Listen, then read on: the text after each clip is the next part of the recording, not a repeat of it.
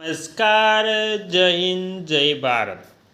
સ્વાગત છે તમારું આપણી YouTube channel government pension salary infant યોજના.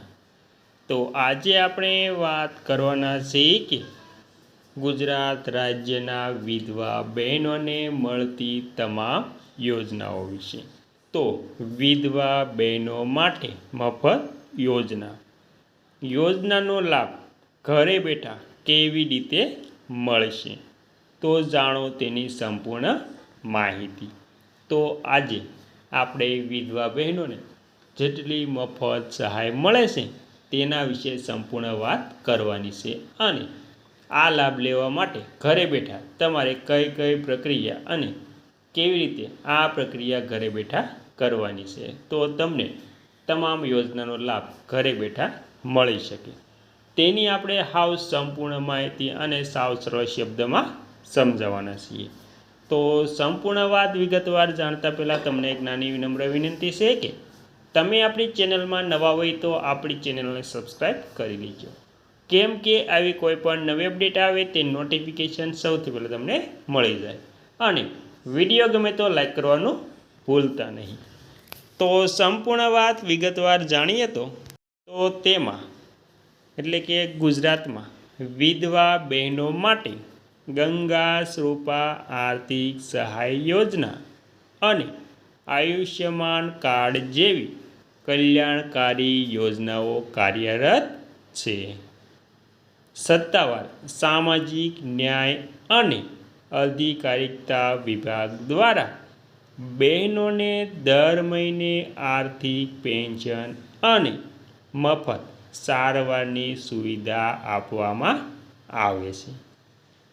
ગુજરાત સરકાર દ્વારા વિધવા બહેનોના કલ્યાણ અને સશક્તિકરણ માટેની ઘણી બધી કલ્યાણકારી યોજનાઓ અમલમાં મૂકવામાં આવી છે.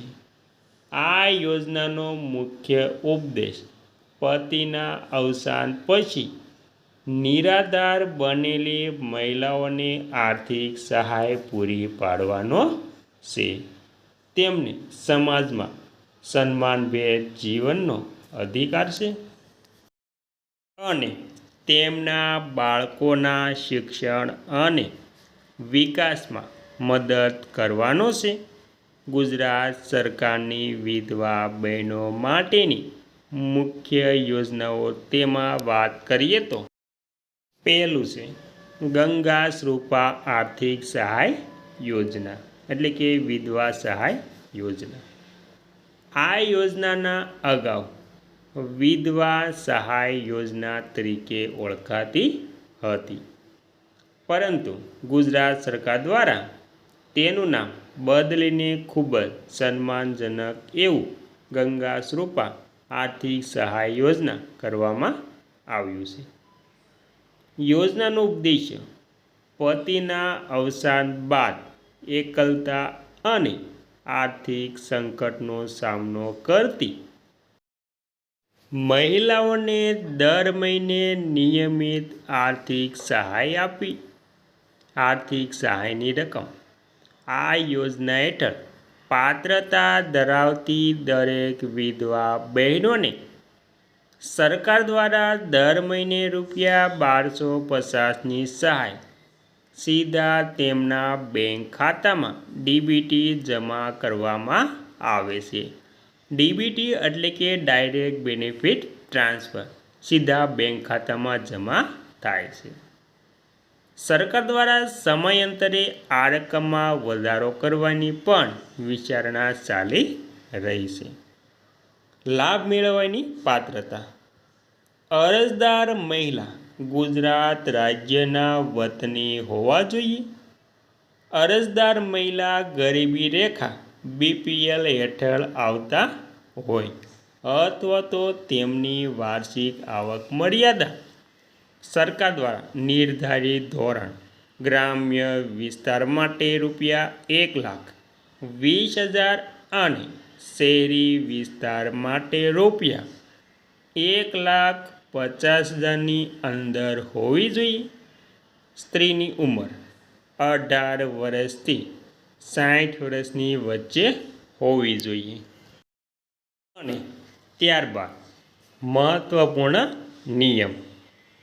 અગાઉ એવો નિયમ હતો કે જો વિધવા બહેનને 21 વર્ષથી વધુ ઉંમરનો પુત્ર હોય તો સહાય બંધ થતી હતી, પરંતુ સરકારે આ નિયમ હળવો કર્યો છે. નવા નિયમ અનુસાર 21 વર્ષથી વધુ ઉંમરનો પુત્ર હોય તો પણ જો તે માતાની આર્થિક જવાબદારી ન પડતો હોય અથવા તો તેની આવક મર્યાદિત હોય તો પણ માતાને આ યોજનાનો લાભ મળી રહેશે. જરૂરી દસ્તાવેજો: પતિનું મરણ પ્રમાણપત્ર, વિધવા બહેનોનું આધાર કાર્ડ અને રેશન કાર્ડ, આવકનો દાખલો સક્ષમ અધિકારી દ્વારા પ્રમાણિત, બેંક પાસબુકની ઝેરોક્ષ જે આધાર કાર્ડ સાથે લિંક હોય, પાસપોર્ટ સાઇઝના ફોટોગ્રાફ્સ, ઉંમરનો પુરાવો જેમાં લિવિંગ સર્ટિફિકેટ કે જન્મ પ્રમાણપત્ર. અરજી કરવાની પ્રક્રિયા: આ યોજના માટે ઓનલાઈન અથવા તો ઓફલાઈન બંને માધ્યમથી અરજી થઈ શકે છે. ગ્રામ્ય વિસ્તાર તાલુકામાં પંચાયત કચેરી અને શહેરી વિસ્તારમાં મામલતદાર કચેરી અથવા તો ઈ-ગ્રામ કેન્દ્ર, જન સેવા કેન્દ્ર ખાતેથી ફોર્મ મેળવીને જરૂરી દસ્તાવેજો સાથે જમા કરાવી શકાય છે.